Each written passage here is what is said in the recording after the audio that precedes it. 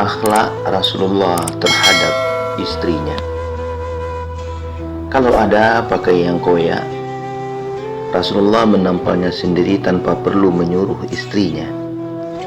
Beliau juga memerah susu kambing untuk keperluan keluarga maupun untuk dijual. Setiap kali pulang ke rumah, bila dilihatnya tiada makanan yang sudah siap dimasak, sambil tersenyum, baginda menyingsing lengan bajunya untuk membantu istrinya di dapur. Sayyidatina Aisyah menceritakan, kalau Nabi berada di rumah, beliau selalu membantu urusan rumah tangga. Jika mendengar azan, beliau cepat-cepat berangkat ke masjid dan cepat-cepat pula kembali sesudah selesai sembahyang. Pernah baginda pulang pada waktu pagi. Tentulah baginda amat lapar waktu itu. Tetapi dilihatnya tiada apapun yang ada untuk sarapan. Yang mentah pun tidak ada, karena Sayyidatina Aisyah belum ke pasar. Maka manusia yang agung itu bertanya kepada istrinya, "Belum ada sarapan ya Humairah?" Humairah adalah panggilan mesra untuk Sayyidatina Aisyah yang berarti wahai yang kemerah-merahan. Aisyah menjawab dengan agak serba salah, "Belum ada apa-apa wahai Rasulullah." Rasulullah lantas berkata, "Jika begitu aku puasa saja hari ini," tanpa sedikit tergambar rasa kesal di wajahnya. Sebaliknya, baginda sangat marah tatkala melihat seorang suami memukul istrinya. Rasulullah menegur, "Mengapa engkau memukul istrimu?"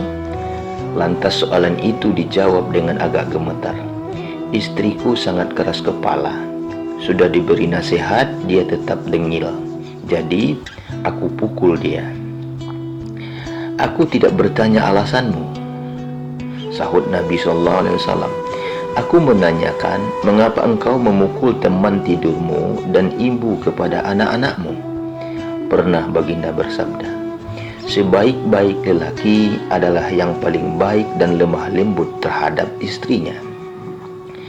Prihatin, sabar, dan tawaduknya baginda dalam menjadi ketua keluarga, langsung tidak sedikit pun menjelaskan kedudukannya sebagai pemimpin umat.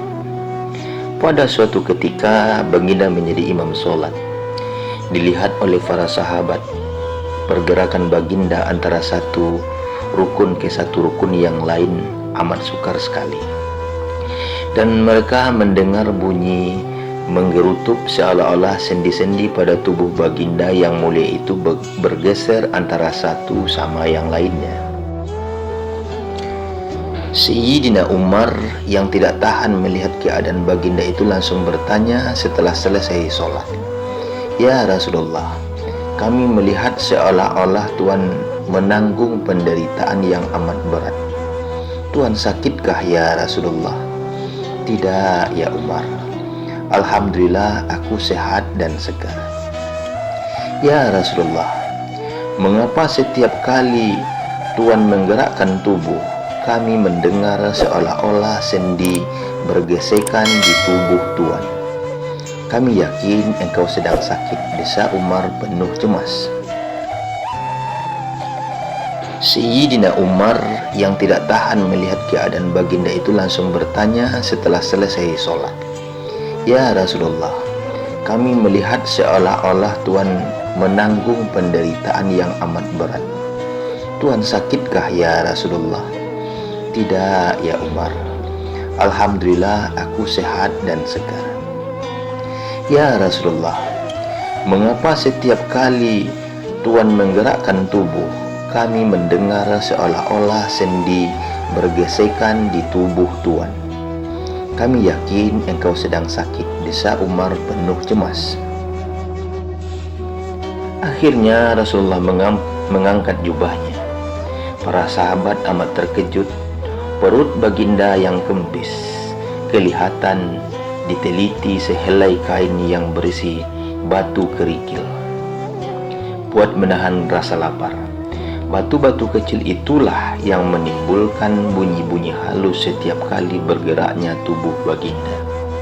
Ya Rasulullah, adakah bila Tuhan menyatakan lapar dan tidak punya makanan, kami tidak akan mendapatkannya buat Tuhan? Lalu baginda menjawab dengan lembut, tidak para sahabatku, aku tahu apapun akan engkau korbankan demi Rasul, tetapi apakah akan aku jawab di hadapan Allah nanti apabila aku sebagai pemimpin menjadi beban kepada umatnya? Biarkan kelaparan ini sebagai hadiah Allah buatku, agar umatku kelak tidak ada yang kelaparan di dunia ini, lebih-lebih lagi tiada yang kelaparan di akhirat kelak. Baginda pernah tanpa rasa canggung sedikit pun makan di sebelah seorang tua yang penuh kudis, miskin dan kotor. Hanya diam dan bersabar bila kain ridaknya direntap dengan kasar oleh seorang Arab Badui hingga berbekas merah di lehernya. Dan dengan penuh rasa kehambaan, baginda membasuh tempat yang dikencingi si Badui di dalam masjid sebelum menegur dengan lembut perbuatan tersebut. Mengenang pribadi yang amat halus ini, timbul persoalan dalam diri kita. Adakah lagi bayangan pribadi baginda Rasulullah Shallallahu Alaihi Wasallam hari ini? Apa yang kedengaran sehari-hari, seperti mana yang didedahkan oleh media massa, hanyalah cerita-cerita derita akibat sikap mereka-mereka yang tidak berperanan di tempatnya. Amat sukar hendak mencari seorang manusia yang sanggup mengorbankan kepentingan diri untuk orang lain semata-mata karena takutkan Allah Subhanahu wa Ta'ala, seperti mana yang dilakukan oleh Rasulullah Shallallahu Alaihi Wasallam. Apakah rahasia yang menjadikan jiwa dan akhlak baginda begitu indah? Apakah yang menjadi rahasia kehalusan akhlaknya hingga sangat memikat dan menjadikan mereka yang hampir dengannya begitu tinggi kecintaannya kepadanya? Apakah anak kunci kehebatan pribadi baginda yang bukan saja sangat bahagia kehidupannya, walaupun di dalam kesusahan dan penderitaan, bahkan mampu pula membahagiakan orang lain tatkala dia di dalam penderitaan?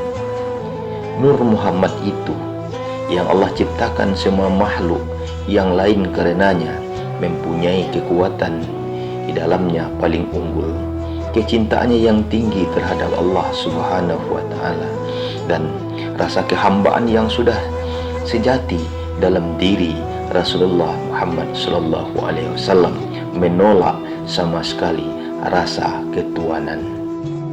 Seolah-olah anugerah kemuliaan dari Allah langsung tidak dijadikan sebab untuknya merasa lebih dari yang lain ketika di depan ramai maupun dalam keseorangan, ketika pintu surga telah terbuka seluas-luasnya untuk pribadi baginda Rasul Muhammad Sallallahu Alaihi Wasallam.